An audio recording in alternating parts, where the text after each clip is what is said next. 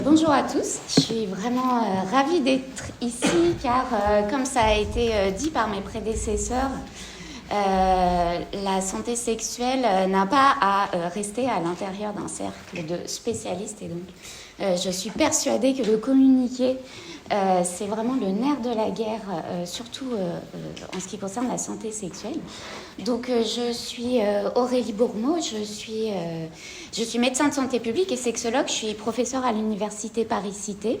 Je travaille à l'hôpital Robert Debré à Paris, qui est un hôpital pédiatrique. Donc je suis vraiment spécialisée dans la santé sexuelle des adolescents et des jeunes adultes. Et je fais aussi partie de la Société française de sexologie qui s'appelle l'AIUS. Et donc c'est avec toutes ces casquettes que je vais essayer de vous présenter aujourd'hui un overview de la santé sexuelle. Est-ce que c'est l'affaire de tous ? Donc ça a été spoilé par mes prédécesseurs qui ont dit que oui, c'était bien l'affaire de tous. Mais on va essayer de voir ensemble dans quel détail. Quand on entend le terme santé sexuelle, les premières images qui nous viennent à l'esprit, c'est les images de la vie de tous les jours.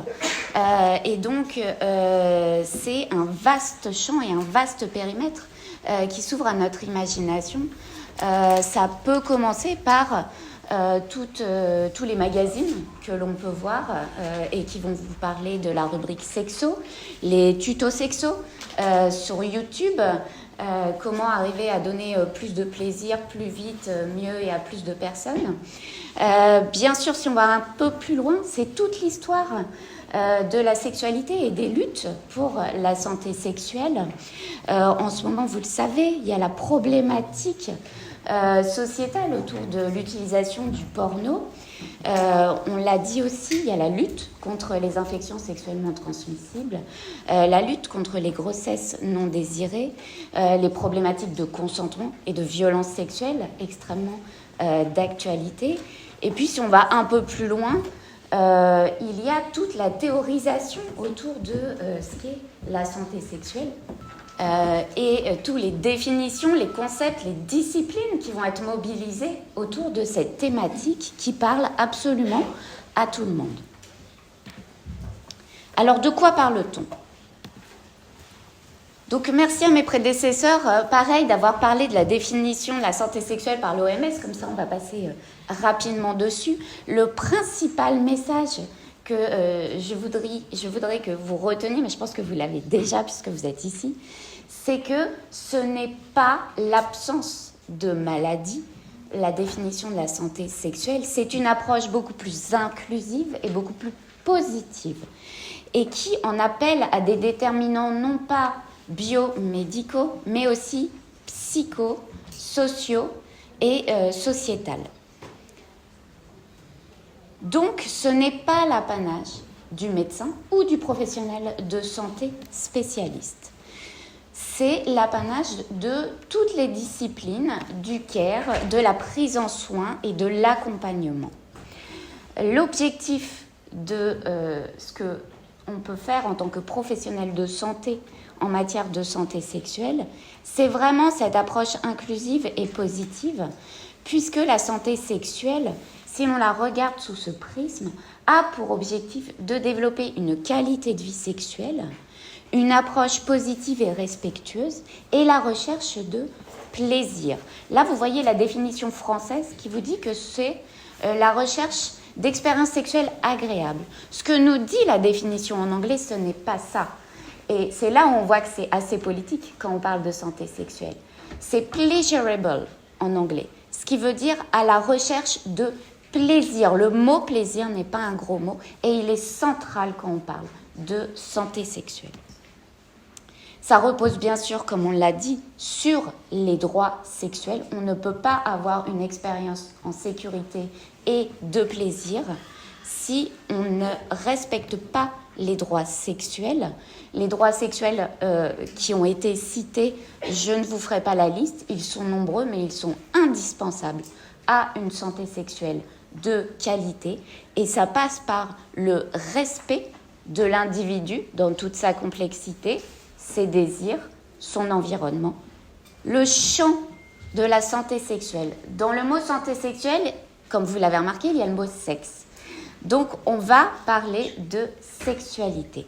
Qu'est-ce que c'est que la sexualité ? À l'heure actuelle, ça a été défini par des scientifiques. C'est un concept multidisciplinaire qui va s'intéresser non pas seulement à la qualité de vie sexuelle, mais aussi à tout ce qui va conditionner cette qualité de vie, c'est-à-dire le respect de l'identité de genre, des orientations sexuelles et la recherche du plaisir, le respect des pratiques sexuelles et le fait que la sexualité soit une science multidisciplinaire, c'est parce que bien sûr cet objet va être conditionné et influencé non pas seulement par la biologie, mais aussi par la psychologie, la sociologie, l'environnement politique, culturel, économique. La sexualité d'aujourd'hui en France n'a rien à voir avec ce que l'on définissait en termes de sexualité il y a ne serait-ce que 50 ans, 100 ans, ou dans d'autres pays, à l'heure actuelle, dans d'autres cultures. Donc, on a beaucoup théorisé sur la sexualité. Je vous ai mis ici deux penseurs. Un qui a vraiment ébranlé les convictions et posé les fondements de la sexualité telle qu'on la voit à l'heure actuelle, Michel Foucault, avec ses livres Histoire de la sexualité. Et puis Denise Medico, qui est une des dernières chercheuses, qui travaille encore sur la définition et sur le concept de sexualité et de comment est-ce qu'on peut accompagner quelqu'un vers une sexualité épanouie et source de plaisir et source d'empowerment. Son combat, c'est vraiment de faire en sorte que les individus soient acteurs, éclairés d'une sexualité, source de plaisir et d'empowerment. Donc ce que nous dit Michel Foucault, c'est que la sexualité est hautement socialement construite. Donc comme je vous disais, la sexualité aujourd'hui n'est pas la même qu'il y a 50 ans, 100 ans. Quand on parle de sexualité à l'heure actuelle et qu'on parle d'un baiser avec la langue, tout le monde appelle ça de la sexualité vanilla, classique. Si vous vous placez en 1910, ce n'était que des pratiques moralement réprouvées pratiquées dans le cadre des prostituées. C'était absolument inentendable. À l'heure actuelle, on parle de sexualité anale dans le cadre homosexuel, hétérosexuel, sans aucun problème. C'était bien sûr inentendable il y a 50 ans. La sexualité et les normes de sexualité sont socialement construites. Nous sommes à l'heure actuelle encore dans des normes hétéronormées de sexualité et nous avons la chance de nous trouver dans une temporalité où toutes ces normes sont questionnées. Et on va doucement évoluer vers une matrice de normes qui prend en compte la fluidité des pratiques. Mais ça, c'était encore inentendable il y a 20 ans. La sexualité définit notre identité. C'est le miroir de notre être. C'est ce qui est le plus intime et le plus définissant de notre identité et de notre personnalité. C'est notre cœur. Or, la sexualité, c'est quelque chose qui est difficile à formuler et qui va affronter ces fameuses normes sociétales dont on parle. Donc on voit qu'il y a une véritable dissonance au niveau individuel entre ce que l'on est au plus profond de soi et ce que l'on aimerait pouvoir exprimer aux autres, à l'autre dans sa recherche de plaisir, parce qu'on va être confronté à ces normes. Et c'est sur cette dissonance source de souffrance que l'on va travailler, nous, en tant que sexologue, vous, en tant que professionnel qui s'intéresse à la santé sexuelle, pour amener à réduire cette dissonance et à soigner cette souffrance de la part de toutes les personnes que vous allez rencontrer. La sexualité, c'est une source de paradoxes. C'est extrêmement complexe, mais c'est là où c'est passionnant. ça nous permet de réduire cette souffrance de l'intime, du plus grand intime. On ne peut pas parler de sexualité si on ne parle pas d'histoire de la sexualité. Je vais vous le faire très rapidement, rassurez-vous. Pourquoi ? Parce qu'en fait, la sexualité, c'est une discipline extrêmement récente. C'est encore plus récent que les États-Unis. C'est très récent. Avant le 19e siècle, il n'y avait pas de sujet. D'accord ? La sexualité, ce n'était pas une affaire publique. D'ailleurs, le terme sexualité en soi n'avait pas du tout la notion qu'on peut y mettre actuellement. Le sexe, ce n'était que le moyen de procréer, et ça n'existait bien sûr que dans le cadre du mariage. C'était un devoir moral et religieux.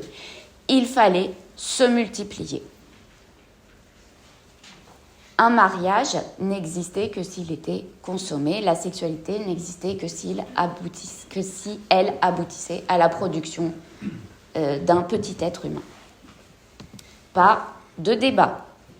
À partir du 19e siècle, comme vous le savez, il y a eu la révolution qui est passée par là. Donc bien sûr, existe la religion, mais il n'empêche que le poids moral est resté extrêmement présent.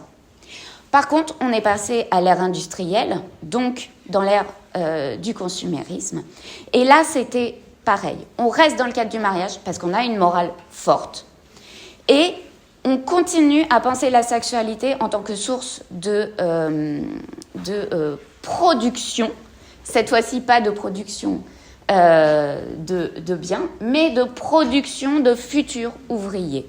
Une nation forte, c'est une nation qui a une augmentation de sa population pour produire. Donc on reste avec un poids moral très fort. La sexualité n'existe pas encore en tant qu'objet.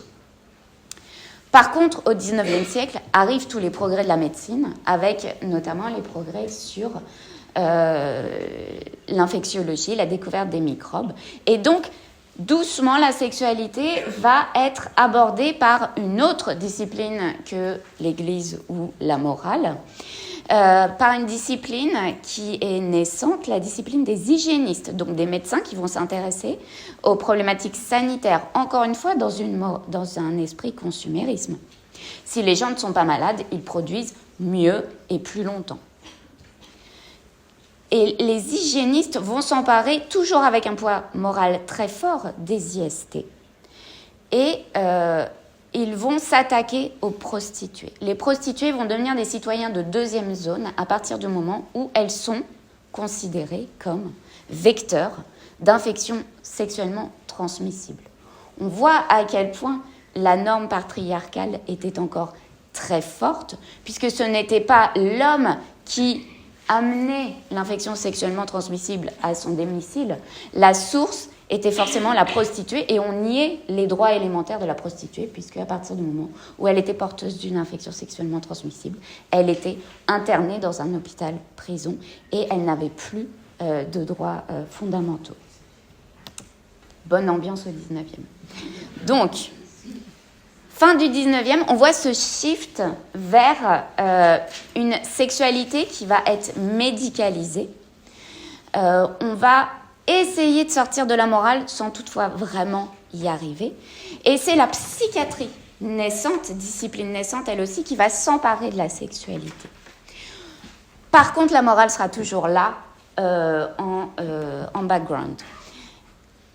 Toutes les pratiques sexuelles qui n'amèneront pas à la reproduction seront considérées comme des pathologies psychiatriques.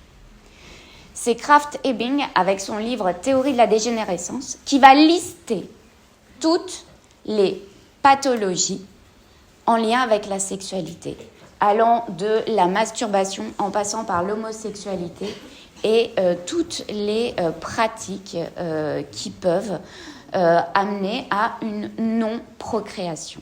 Donc on voit que la morale est toujours omniprésente. Et cette psychiatrisation de la sexualité, ça va vraiment gréver l'avancée de cette discipline pendant très longtemps, puisque vous voyez que jusqu'en 1972, l'homosexualité est toujours considérée comme une maladie. Et ce n'est que quand John Friars va parler au congrès de l'APA, Association of Psychiatry, American Association of Psychiatry, en 1972, avec un masque pour ne pas être reconnu. Maintenant, on sait que c'était John Friars, mais à l'époque, bien sûr, on ne le savait pas. Qui a parlé, qui a fait un énorme plaidoyer pour dire nous devons sortir la psychiatrie des maladies, l'homosexualité de la liste des maladies psychiatriques. Ce n'est qu'à ce moment-là que ça a été effectivement mis en place. Et vous avez encore les troubles de la sexualité qui sont notés dans le listing des maladies psychiatriques. 20e siècle, enfin, déconnexion de la sexualité et de la reproduction. Et c'est là où le shift et la naissance de la sexualité en tant que discipline va arriver. Grâce à la révolution sexuelle et à la révolution contraceptive, on va pouvoir dire la sexualité n'est pas là pour faire des enfants, on fait des enfants si on veut, très bien. Mais la sexualité peut être isolée en tant que source de plaisir. Et à partir de là, tout va se déclencher, la sexualité va enfin pouvoir devenir une discipline à part entière. Donc remercions les mouvements féministes et notamment la deuxième vague d'avoir permis cette révolution sexuelle. Ça a été un combat d'une violence inouïe, mais qui a permis de, bien sûr, donner des droits aux femmes, mais de permettre pour les femmes comme pour les hommes la naissance de la discipline de la sexualité et de la prise en soin et de l'accompagnement de tous les individus. À partir de là, la discipline sexologie clinique a pu se développer avec les grands fondateurs tels que Masters et Johnson qui ont décrit la physiologie de la sexualité et de la réponse sexuelle. Une fois que la sexualité a pu exister en tant qu'objet, on a pu développer de la recherche sur la sexualité. On ne peut pas parler de quelque chose qu'on n'a pas nommé, étudié, mesuré. Et c'est vraiment le shift qui a été fait dans la deuxième moitié du XXe siècle et sur lequel on se repose encore à l'heure actuelle. Et on doit vraiment dire merci à ces grands penseurs qui ont déchiffré, qui se sont pris des shitstorms incroyables, même à l'époque, parce qu'ils étaient des précurseurs dans ce qu'ils ont décrit en matière de sexualité. Kinsey a été le premier à décrire la diversité des comportements sexuels. Master et Johnson à décrire la réponse sexuelle en étudiant des couples en train d'avoir des rapports sexuels, mais de façon purement scientifique. Et puis en France, on a eu les premières grandes enquêtes sur la sexualité des Français qui ont été portées de façon presque politique par l'INSERM pour que l'on connaisse les comportements des Français et leur positionnement en matière de sexualité. Et puis, bien sûr, je vous passe sur toutes les études de recherche thérapeutique en ce qui concerne les troubles sexuels. Donc, est-ce que la santé sexuelle est l'affaire de tous ? Eh bien, déjà, j'ai envie de répondre en fonction de l'âge. La santé sexuelle est l'affaire de tous les âges. Et là, je pense que je vais être un petit peu... peut-être, je vais un peu vous choquer, mais oui, la sexualité commence à l'âge de l'enfance. L'enfance, c'est le moment du développement sexuel. C'est le moment des acquisitions de base, biologiques, physiologiques et comportementales, qui vont permettre à un individu de développer une sexualité épanouie.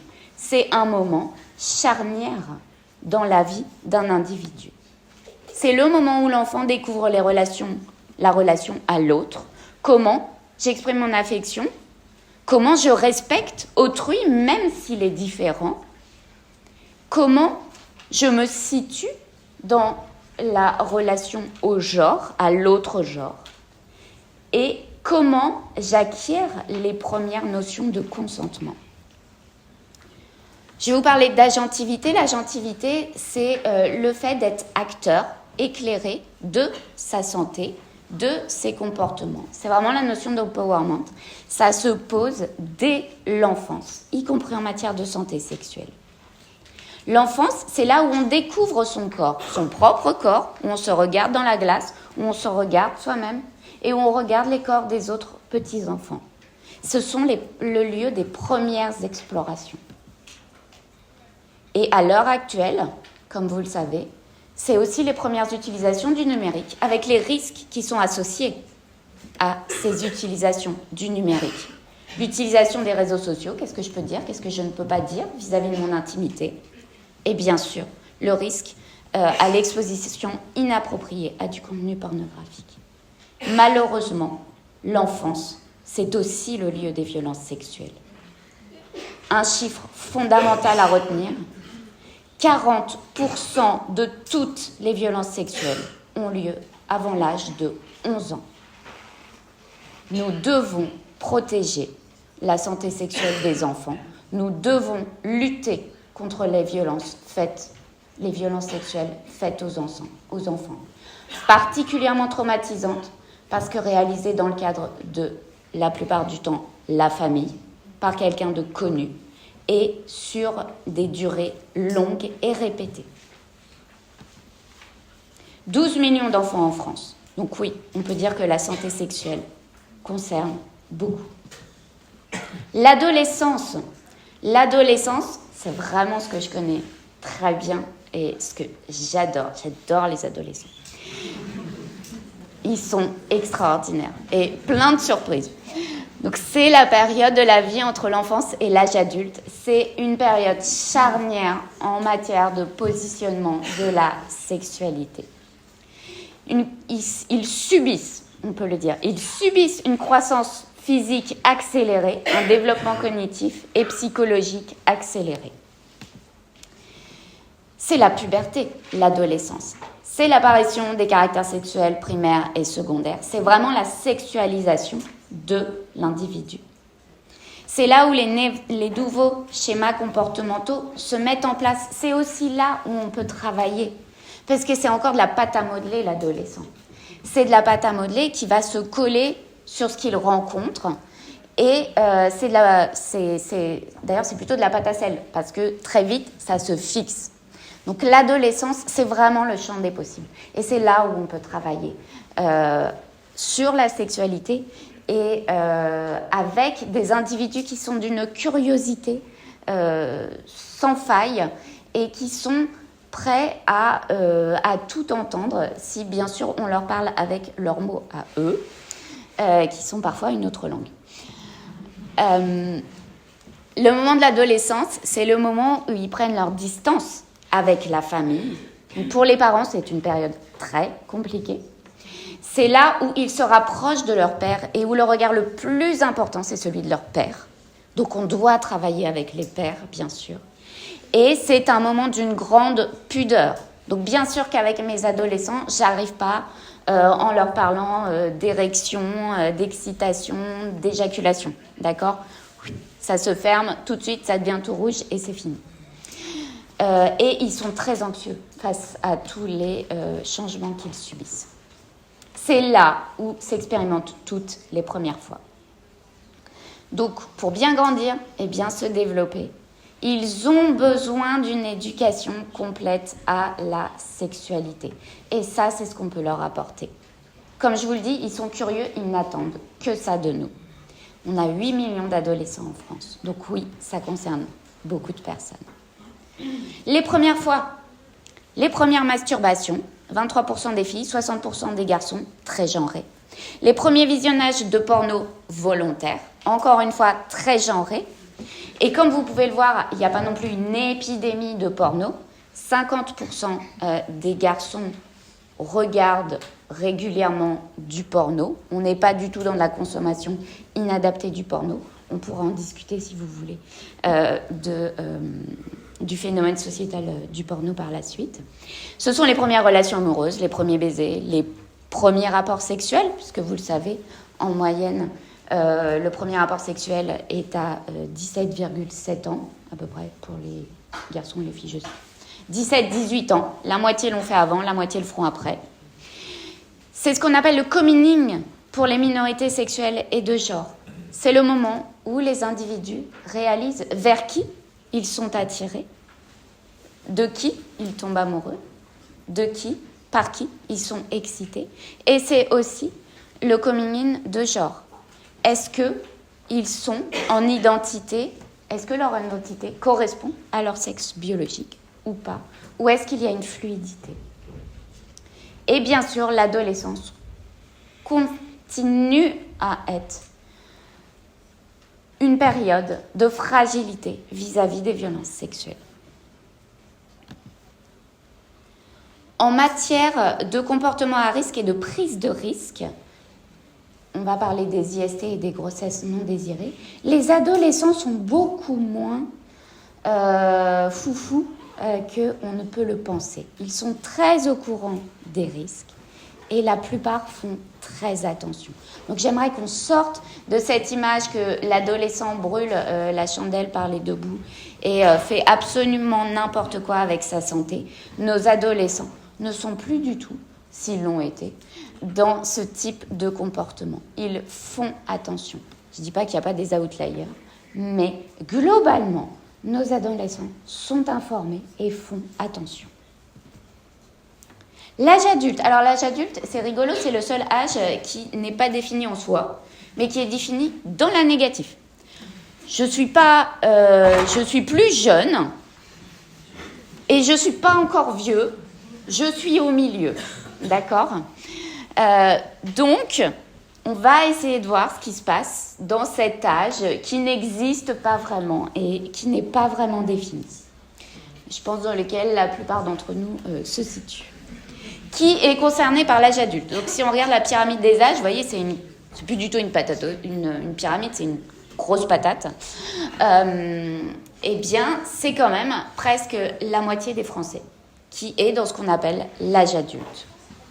Donc c'est une énorme partie de la population française. Qu'est-ce qu'ils sont les adultes ? Ils sont en couple majoritairement. Il n'y a pas un âge de la vie où on est moins en couple, plus en couple qu'à l'âge adulte. Qu'est-ce que ça veut dire ? Alors, ce n'est pas le couple de nos parents ou de nos grands-parents. Comme vous le savez, l'espérance de vie est passée par là. On vit très longtemps, donc c'est un peu plus compliqué de supporter quelqu'un tout au long de sa vie.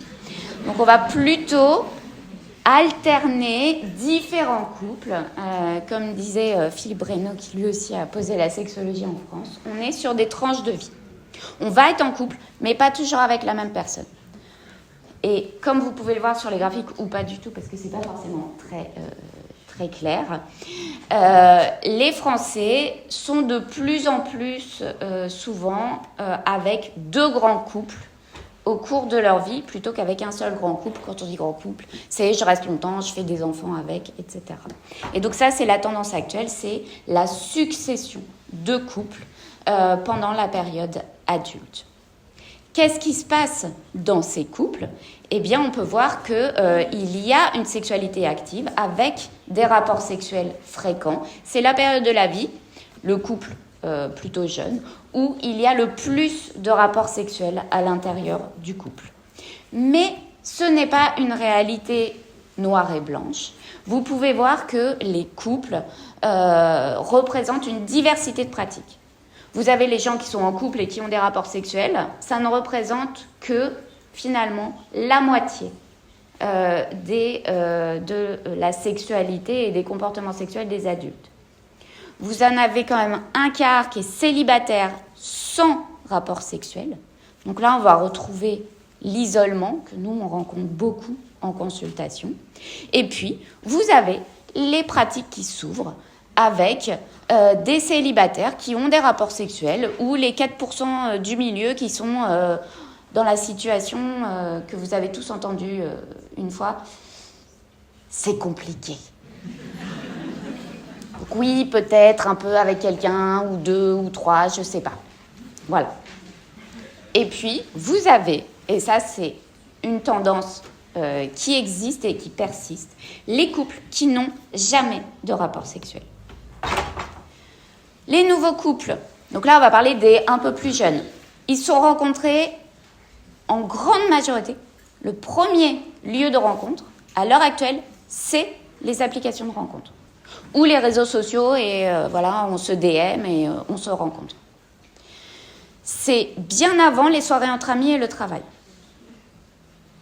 Par contre, ce qui est intéressant, c'est de savoir que ceux qui sont inscrits sur ces applications de rencontre, en grande majorité, ne sont pas célibataires. Oui. c'est pas une conséquence de désocialisation, c'est vraiment une rationalisation de la rencontre. On consomme. Donc les applis, voilà, le drive pour les courses, c'est pratique. Et ben les applis, c'est pratique aussi. Ça arrive directement à la maison. Les couples, on l'a vu, à l'âge adulte, il y a cette notion de tranche de vie où on se succède, on fait plusieurs couples. On peut le faire dans la longitudinalité, mais on peut aussi le faire en millefeuille. Et ça, c'est ce qu'on appelle la non-monogamie, l'ouverture du couple. On peut le faire en étant d'accord ou en n'étant pas d'accord. La majorité des Français qui ouvrent leur couple le font de façon non consentie. 42% des Français ont déjà été infidèles. C'est la majorité. Et vous voyez à quel point nos normes sociétales hétérosexuelles, monogames, peuvent avoir un poids. C'est qu'à l'heure actuelle, quand on veut ouvrir son couple, façon millefeuille, on n'ose pas en parler et on le fait en secret. Il y a tout de même une tendance à l'ouverture du couple de façon consentie. Vous avez le libertinage, ça c'est plutôt pour les couples les plus âgés, mais il y a tout de même 1 million de couples qui pratiquent le libertinage, donc l'ouverture consentie. Et puis vous avez les nouveaux mouvements qui touchent les jeunes couples.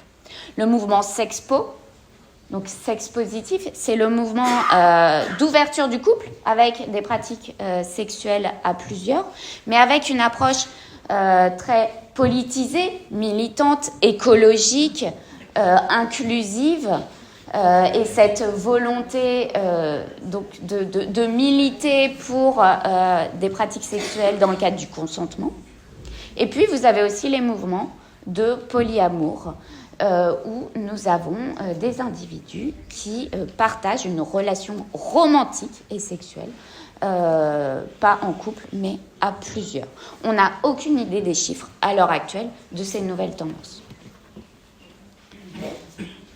Les adultes, ce sont les individus les moins déprimés. Pourquoi ça a un intérêt en santé sexuelle? C'est parce que moins vous êtes déprimé, plus vous faites du sexe.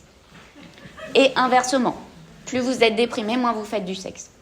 Donc, on voit que ce sont des individus qui vont avoir une sexualité. Après, ont-ils des troubles dans cette sexualité? Eh bien, on peut dire que oui, parce que ça reste une population qui est porteuse de maladies. Et on sait que les maladies vont avoir un impact sur la sexualité, un impact négatif par plein de mécanismes différents, dont je n'ai pas le temps de vous parler. Et quand on s'installe en couple et que ça dure un peu longtemps, c'est là où la majorité des troubles sexuels vont apparaître, vont faire symptômes et vont apporter une vraie souffrance. Donc chez les femmes, vous avez presque la moitié des femmes en couple qui souffrent de troubles du désir, un quart de troubles de l'orgasme et un quart de douleurs au rapport sexuel. Chez les hommes, vous avez le grand gagnant, qui est la dysfonction érectile, qui ne cesse d'augmenter avec l'âge, puisque l'on sait que après 50 ans, vous avez la moitié des hommes qui vont souffrir de dysfonction érectile. Et on sait à quel point ça touche leur masculinité et leur identité. Et puis, vous avez aussi des hommes qui souffrent de troubles du désir et de tous les autres troubles de la sexualité que nous, sexologues, on connaît particulièrement, tels que l'éjaculation prématurée et quelques douleurs. Qu'est-ce qui fait consulter ces personnes à l'âge adulte ? On sait que l'éjaculation prématurée pour les hommes, c'est insupportable. Donc eux, on les voit et on les voit très tôt. J'ai énormément d'adolescents et de jeunes adultes qui viennent me consulter pour ça. C'est vraiment insupportable, ça met en danger leur sexualité. Encore une fois, une norme sociétale où on est obligé de pénétrer pour avoir un rapport sexuel, où la sexualité non pénétrative est non entendable pour un homme. Donc voilà, on fait beaucoup de travail aussi d'éducation avec ces individus-là. L'éjaculation retardée aussi va faire consulter les hommes. Nous, on ne voit pas trop les dysfonctions érectiles parce qu'en général, les médecins généralistes donnent du Viagra comme des bonbons. Ce qui empêche les patients de consulter, eh bien, on est encore dans la norme hétérocentrée. Hein. Le fait d'être hétérosexuel et d'être un mec, je suis fort, j'ai pas de problème, donc non, je vais pas aller voir le médecin. Le fait d'être aussi une femme, puisque la femme priorise d'autres choses avant sa sexualité, toujours merci notre société patriarcale, et est en détresse psychologique parce que c'est compliqué de faire cet effort. La ménopause, ça concerne 10 millions de femmes et c'est un moment où la santé sexuelle est mise en danger pour les femmes, avec une baisse du désir, des phénomènes physiologiques de sécheresse vaginale pour lesquels nous avons des solutions simples. Donc, on ne laisse pas tomber la femme ménopausée. La femme ménopausée a droit au plaisir comme toutes les femmes et on l'accompagne dans ce moment qui peut être un moment de fragilité et pour qu'elle continue à avoir une sexualité épanouie. Et vraiment, à l'heure actuelle, notre société a tendance à laisser tomber la femme ménopausée. On doit lutter contre ce phénomène-là. Une femme ménopausée, elle a encore devant elle, actuellement, 30 ans d'années de vie. 30 ans d'années de vie sans sexe, c'est quelque chose que je ne peux pas entendre. Ok ?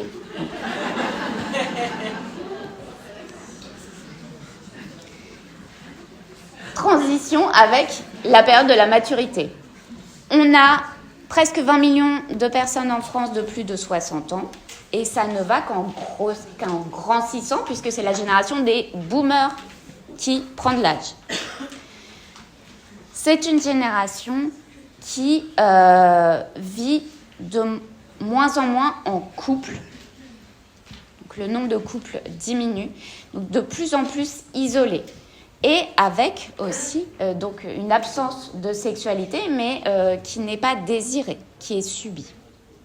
Ceux qui ont la chance d'être encore en couple, qui plus est, ont de moins en moins de rapports sexuels.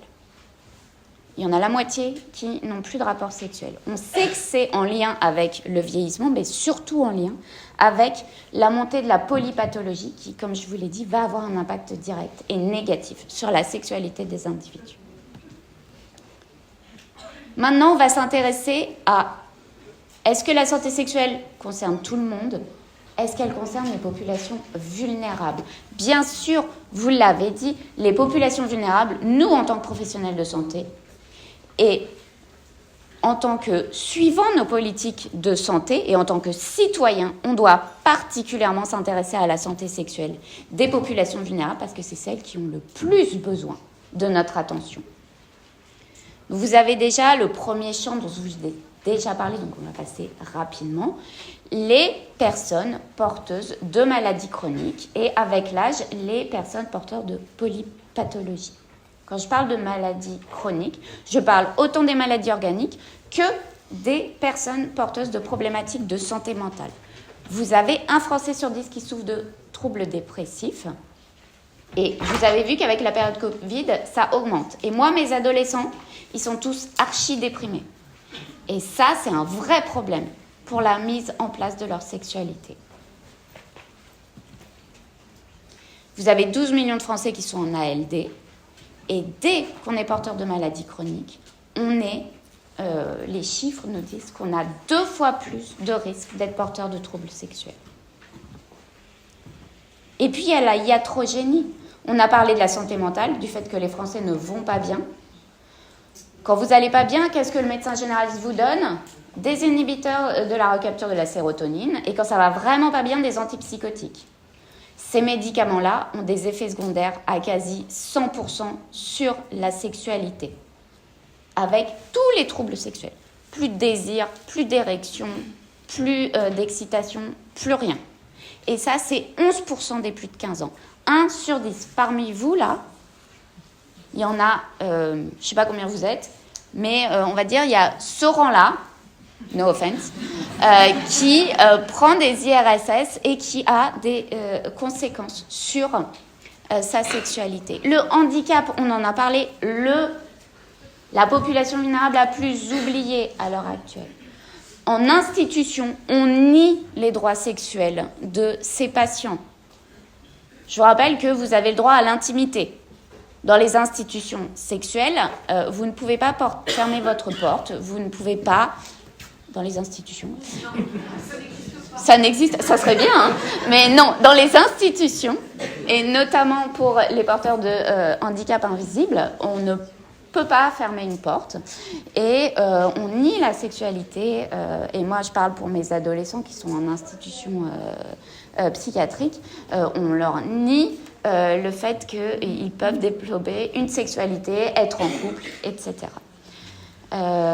Et pour les handicaps visibles, on a un vrai défaut d'accompagnement de la sexualité. Le genre, les inégalités de genre, 34 millions de femmes en France, 26% des Françaises, donc un quart, qui n'ont pas eu de rapport sexuel au cours de la dernière année, et 30% chez qui l'abstinence est contrainte. Donc on voit l'isolement. Je vous ai mis le petit schéma sur l'attention du conjoint à son plaisir, même quand elles sont en couple. C'est pas génial. Dans 60% des cas, elles déclarent que leur conjoint n'est pas assez attentif à leur plaisir. Et ça, c'est quand le conjoint essaye de leur faire plaisir. Parce que je vous rappelle que 30% des femmes adultes déclarent avoir subi des violences sexuelles au cours de leur vie. Enquête CSF, je ne vais pas vous en parler parce que vous avez Armel Andro qui va vous en parler hyper bien tout à l'heure. Donc voilà, petit teaser. Vous allez voir comment les Français font du sexe au cours de sa prochaine allocution. Et je vous invite à y assister. Ouais. 5 minutes, ok. Ça va. Minorité sexuelle. Vous le savez, en France, de plus en plus de gens se déclarent ayant une orientation sexuelle autre que l'hétérosexualité et un genre différent de celui auquel ils ont été assignés à la naissance. Et ça va avec nos jeunes générations et nous devons en prendre compte et conscience. Et notamment moi qui travaille avec les adolescents, c'est indispensable. Par contre, la société française a du mal à encore accepter cette fluidité, ce qui est un vrai point qui est très embêtant pour nous, professionnels de la santé sexuelle. Sachant que la communauté queer ou LGBTQIA+, je préfère queer parce qu'au moins on n'oublie personne, a des vrais problèmes à cause de leur orientation sexuelle ou de leur identité de genre, et des problèmes cette fois-ci de santé actés, très importants, en lien avec la stigmatisation, l'homophobie et les violences sexuelles dont elles sont particulièrement victimes. Donc là, je vous ai mis, vous voyez, les petits points noirs là, c'est les points vraiment pas sympas, c'est tous les problèmes de santé qui touchent très particulièrement cette minorité. Les migrants, je sais qu'on va en parler, les migrants ont des problématiques de santé sexuelle, non seulement en lien avec la dissonance entre la culture d'où ils viennent et la culture où ils arrivent, mais aussi avec toutes les violences, et souvent sexuelles, qu'ils ont subies au cours de leur parcours de migration. Et puis vous avez toutes les populations invisibilisées, dont on ne parle jamais, dont on ne connaît même pas les chiffres. Les travailleurs du sexe, les victimes de mutilation, la violence intraconjugale, etc., etc. Tout ça pour vous parler de l'intersectionnalité des vulnérabilités. Toutes ces populations ont de multiples raisons d'avoir des problématiques de santé sexuelle auxquelles nous devons répondre. Qui n'est pas concerné ? Je pense qu'en ayant fait tout ce listing-là, on voit que personne n'est pas concerné. Nous sommes tous concernés. Les réponses à ces enjeux sont institutionnelles. La stratégie nationale de santé sexuelle, je ne vais pas vous en parler parce que j'ai plus que 5 minutes. Et Pascal Pugliese va vous en parler puisque c'est le président de la stratégie nationale de santé sexuelle. J'ai été dans le groupe de pilotage de la stratégie nationale de santé sexuelle. Donc j'ai vu mettre en place les VARS à l'école avec tous ces avantages le fait que ça passe dans le programme, que les parents ne peuvent plus retirer les enfants de l'école lorsque l'éducation à la sexualité va avoir lieu parce qu'ils ne seront pas prévenus lorsque ces cours auront lieu. Le fait que ce programme a été construit selon les recommandations de l'UNESCO et tous les inconvénients avec le fait que certaines associations qui étaient vraiment fantastiques ne pourront plus entrer au sein de l'école pour réaliser l'éducation qu'ils faisaient et les problèmes d'implémentation. En pratique pour les professionnels, pour vous, qui est concerné et comment ? Vous êtes tous concernés, puisque vos missions, ce sont des missions bien sûr de prendre soin, de traiter ou des missions de prévention. Et vous avez à tous ces niveaux-là votre mot à dire sur la santé sexuelle auprès de vos patients. L'AIUS, donc la société française dont je fais partie, a mis en place un plan acteurs en santé sexuelle avec les 3 niveaux d'expertise. Le niveau 1, c'est tous les professionnels médico-sociaux qui peuvent faire du conseil et de la prévention. Et après, ils peuvent adresser au niveau 2 ou au niveau 3. Le niveau 3 étant ce dont parlait tout à l'heure les spécialistes. Ce que j'aimerais que vous reteniez, vous, c'est ce modèle-là. C'est le modèle Plessis. En santé sexuelle, c'est indispensable, c'est pas compliqué du tout, mais ça va transformer vos relations à vos patients. La permission. Permettre à vos patients de parler de santé sexuelle. Si vous ne leur en parlez pas, ils ne viendront pas vous en parler. Ouvrez la porte à la problématique de la santé sexuelle. Permettez-leur de poser leurs questions et permettez-leur d'avoir un discours avec des pratiques étonnantes, différentes, qui sortent des normes hétérocentrées. Permettez-leur tous les discours. Tout doit être entendable de votre part. Et aussi, permettez-vous, si vous ne vous sentez pas à l'aise, de ne pas en parler. Parce qu'il n'y a rien de plus délétère que quelqu'un qui est extrêmement mal à l'aise quand il parle de sexualité à son patient. Donc déjà, soyez au cool avec ça. Mettez-vous en face d'un miroir ou de votre mari ou de votre copine et dites plein de fois érection, pénétration, vulve, pénis. Voilà, pour y arriver, ça y est, ça c'est fait et maintenant je peux y aller. Peut-être.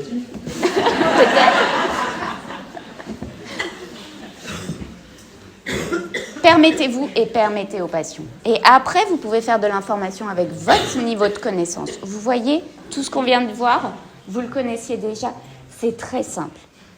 Et quand vous ne savez pas, vous avez le droit de ne pas savoir. Et puis après, orienter et suggérer. Mais la première ligne, elle est fondamentale. Permettez aux patients d'en parler en ouvrant le champ de la discussion et conseillez avec ce que vous connaissez. C'est déjà énorme. Je vous avais fait un petit tuto sur les enfants et les adolescents. On va passer dessus, juste pour revenir sur le fait que nous, sexologues, c'est jamais un gros mot, le mot masturbation. Parce que la masturbation, c'est vraiment le moment où on construit sa sexualité, où on se découvre, où on s'empower en matière de sexualité. Nous, on a plein d'exercices avec de la masturbation. Donc, c'est pas un gros mot. Et si vous arrivez à passer à vos patients que c'est normal et que c'est bien de se masturber et de se connaître, vous aurez déjà fait la moitié de leur chemin vers la sexualité à l'autre. Parce que quand on est bien dans son corps, on a beaucoup plus de liberté pour s'occuper du corps de l'autre. Et ça, l'interpersonnalité dans la sexualité, ça fait tout. Donc voilà, vous avez la réponse. La santé sexuelle, tout le monde est concerné. Les gens que vous rencontrez, vous, professionnels. Il faut profiter de l'époque actuelle des possibles, tant que c'est encore possible et tant que le climat politique nous le permet, pour parler de sexualité, de toutes les sexualités et de la fluidité dans ces sexualités. Ça définit un être humain. C'est central, on doit absolument l'intégrer dans nos pratiques. Et tous les gens que vous allez rencontrer auront envie de vous parler sexualité. C'est juste qu'ils ne sauront pas comment le faire. Donc ouvrez la porte et laissez-les parler, reprenez leur discours pour ne pas les choquer, bien sûr, moi c'est ce que je fais avec mes ados, et vous verrez qu'à partir de là, vous serez extrêmement à l'aise parce que ce qu'ils attendent de vous, c'est vraiment la base de la base. C'est d'être la plupart du temps rassurés sur le fait qu'ils ne sont pas anormaux. Et puis, si ça nécessite du soin, vous adressez. Donc, offrez-leur cet espace de parole. Sécuriser la sexualité ne peut pas avoir lieu si on ne se sent pas safe. Ça, c'est vraiment la base. Soyez inclusifs et bienveillants et vous verrez, ça se passera à merveille tout seul. Je vous remercie.